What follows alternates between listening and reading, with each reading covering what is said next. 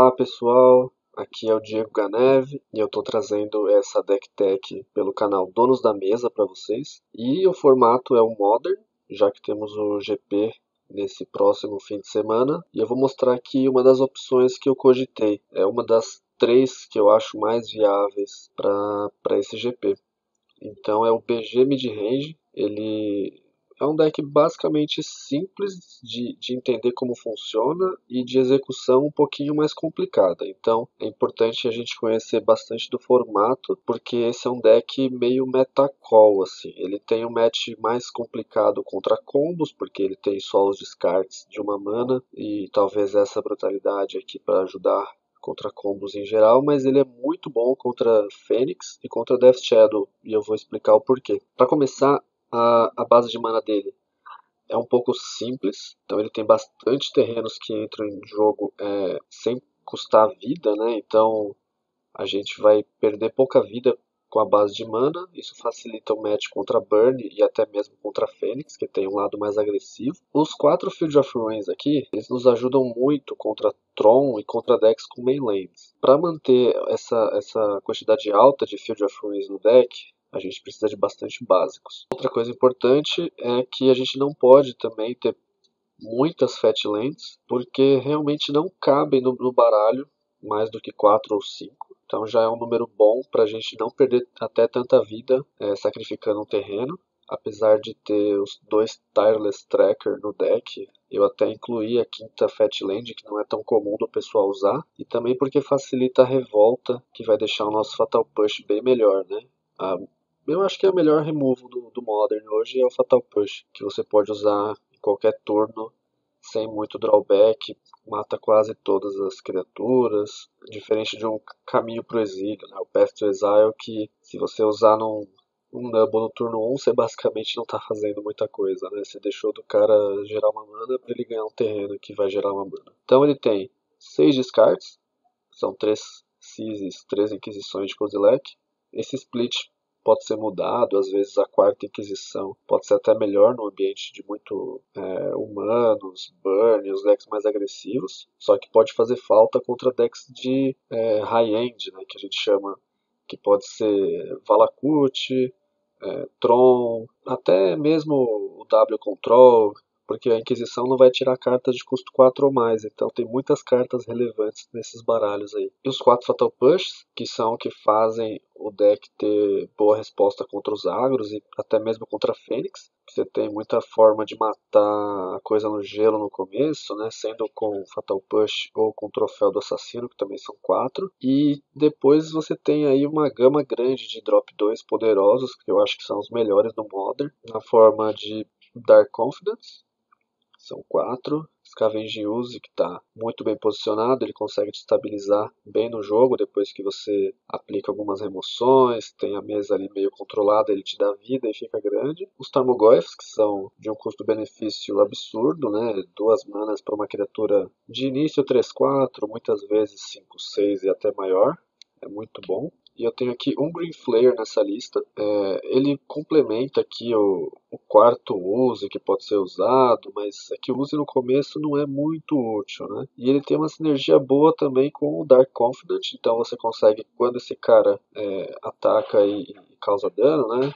De combate, e ele tem atropelar, então não é tão difícil dele causar dano de combate. Você olha as 3 cartas do topo do seu deck, pode colocar qualquer número no cemitério e o resto no topo na ordem que você quiser. Então, muitas vezes você escolhe tomar o mínimo de dano possível com o seu Dark Confident. Alguma carta que não tem utilidade você já tira dali. É uma carta bem útil, apesar de eu achar que está abaixo ainda dos Tarmogoyfs, pelo menos dos 3 primeiros uses. Eu acho que o quarto use não é melhor do que o primeiro Green Flare, por isso que ele está aqui. E uma brutalidade coletiva que é uma remoção para criaturas pequenas, ao mesmo tempo que serve como o 7º descarte do seu deck, né? E ele tem uma função muito boa que contra Burn você faz o máximo de escalar dele e praticamente te garante a partida, porque o resto do seu deck também é bom, exceto talvez os Dark Confidence, que são side-out na maioria das vezes, né? O Burn é um pouquinho punitivo para você manter uma criatura que faz você perder vida sem ele nem gastar carta, mas a brutalidade é uma das cartas que o Burn mais teme, né? Se ele não tiver ali um Skullcrack, alguma coisa que impeça você de ganhar vida, você consegue matar um bicho dele, tirar um Burn da mão, ganhar 2, drenar 2 inclusive, né? Então já te deixa numa situação muito boa por apenas 2 manas. Lembrando que isso aqui não é card advantage, ele te gera um card quality tremendo, né? Porque você transforma Cizzy, Bob, e às vezes até Liliana, que não é tão útil quando você está no segundo turno ainda, em alguma carta que faz algo efetivo. No caso é ganhar 2 de vida, matar um bicho e descartar uma carta da mão. Bom, aí na curva 3 a gente tem o Maelstrom Pulse, que é uma remoção um pouquinho pior do que o Troféu do Assassino, que pode remover qualquer coisa, só que ele tem uma vantagem, né? Se for contra tokens que tem várias iguais, ou até mesmo algumas permanências que o cara tenha com o mesmo nome, você consegue tirar todas de uma vez. E o drawback do troféu é que é dar um land básico para o oponente, aqui não existe. Mas lembrando que esse deck também não tem tanto problema de dar um land básico para o outro deck, até porque você tem os 4 Field of Ruins. Então, uma hora ou outra, vão acabar os lands básicos do oponente. A gente fica numa situação confortável. Bom, são 2 Tireless Tracker que completam a curva, mas eles são praticamente de custo 4 aqui, né? Porque a gente vai tentar sempre fazer o tracker e ter um land drop no mesmo turno. Lembrando que se for uma fat land é melhor ainda, né? Porque cada vez que entra no terreno você ganha uma pista. E quando você consegue fazer o tracker e jogar uma fat land, dificilmente vai valer a pena você estourar essa fat land no mesmo turno. Porque seu oponente pode responder dando alguma carta que remova o seu tracker de jogo. E aí você perde a segunda pista. Nesse caso, o que eu te aconselho a fazer passar o turno. Quando o seu oponente for tentar matar o tracker, você estoura a fetch em resposta para garantir a segunda pista. Caso ele não mate seu tracker, você desvira os terrenos e faz o terreno da mão de novo.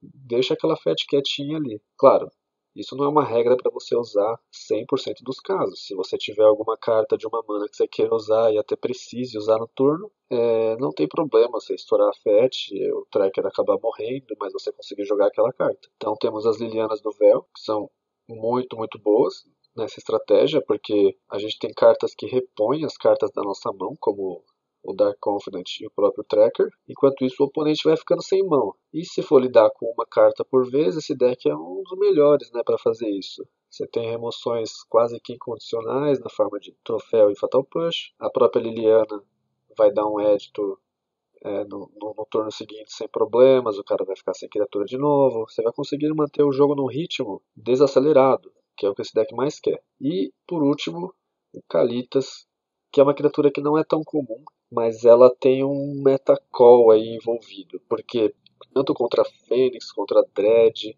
e até mesmo Burn, ela é uma das melhores criaturas que você pode ter, porque ela é consistente, então 3/4 ele já não morre para raio, consegue bloquear bem, tem lifelink, então vai para uma race contra o Burn, e cada criatura que você consegue destruir do seu oponente se transforma num token de zumbi. Então ele consegue escalar, cada vez que você dá uma remoção, você consegue inclusive deixar ele maior e ganhar mais vida, então você vai tirando o jogo do alcance do seu oponente totalmente. É uma criatura muito forte, e eu não sairia de casa com esse baralho sem a inclusão dela. Claro que a gente tem um probleminha aqui nos custos de mana com o Dark Confident, mas não tem tanto problema geralmente. Agora vamos pro sideboard. Aqui basicamente a gente tem essas 4 fileiras, né? A primeira é o Hate de Grave, que vai te ajudar mais contra Fênix, contra Dread. Decks em geral que você queira atrapalhar o cemitério, muitas vezes a Nihil acaba sendo uma Surgical melhor, porque você consegue recuperar a carta que você usa e tira o Grave inteiro de uma vez. Muitas vezes a Surgical vai ser melhor porque ela é mais rápida, você não gasta mana. Se for contra uma Fênix, você já tira todas as Fênix do deck, ou todos os lootings. Por isso que nesse caso a gente tem um split aqui, né? Não uso 4 de cada um e bato o martelo de que é melhor de uma vez. Então tem decks, por exemplo, contra o próprio Death Shadow, você tem vantagem já no match, mas se você quiser melhorar um pouquinho, a Nihil Spellbomb é uma boa carta, porque você consegue nos primeiros turnos tirar aquele Grave que vai fazer o Gurmag rápido. Claro que vai depender muito da sua mão. Tem mão sua que você pode deixar o cara fazer o Gurmag e guardar para depois, porque o cara vai tentar fazer o Snapcaster, aí você tira o Grave. Então ela te dá uma liberdade. Não é uma carta como a Surgical que você vai usar ali Se der certo, deu. Então não confiem muito na Surgical contra decks que não são estritamente de cemitério, tipo o próprio Dread ou as Fênix mesmo. Aqui na segunda fileira a gente tem dois sweepers diferentes, porque Humanos ainda é um deck de verdade, então Medley Mage pode acabar estragando aí a sua estratégia se você tiver uma dessas na mão, ou ele acertar sem saber, né? O Language tem a vantagem boa, apesar de ele não destruir todas as criaturas, ele também não destrói as suas muitas vezes, porque você tem os Tarmogoyfs, que são muito grandes, o Tracker e o Kalitas, eles podem estar maior do que 4 de resistência, né? Então, esse menos 4 muitas vezes vai acabar sendo muito útil pra gente. Mais duas Collective Brutality, que complementam os matches contra Burn, combo em geral, e até decks de Company, né? Que você consegue matar o Dork e descartar a Company em alguma outra instantânea ou feitiço que o cara tem. Os 4 Fulminators, que eu acho que apesar de ter troféu, Field of Ruin, o match contra Tron, Valakut, esse tipo de baralho ainda não é muito confortável, então é bom já garantir usar os Fulminators. E esse slot aqui, esses últimos são para grind, então a gente vai subir no Mirror, contra decks que tentam jogar um jogo justo, né, de Magic, de fazer criaturas, de matar suas criaturas. Então, com as Lilianas Last Hope e a Nissa, a gente tem formas de voltar criaturas do cemitério para a mão, gerar muito valor, e elas sim são já uma threat de ganhar o jogo sozinhas, né? Se elas sobrarem na mesa, elas são as rainhas da mesa aqui, no caso. Então, eu acho que é isso que a gente pode falar sobre o deck. Todo deck de descarte de uma mana não é dos mais difíceis de jogar no Modern, porque você acaba jogando com bastante informação, são 6 descartes, então a maioria dos jogos você vai ter sim o descarte, mas ele também te pede muita confiança no sequenciamento das suas próximas jogadas, né? Às vezes você não faz a Liliana primeiro, porque você consegue matar uma criatura mais fraquinha para depois dar o edge toda mais forte, que não tomaria outra remoção. Quando o seu Bob é bom, quando ele bloqueia para morrer, quando ele tem que ficar vivo e você toma o dano do ataque. Então tudo isso pede um pouquinho de conhecimento do formato. Mas esse é um deck que pode realmente te proporcionar muitas vitórias pela boa qualidade de cartas e você estando bem treinado com o formato. Eu espero que vocês tenham gostado.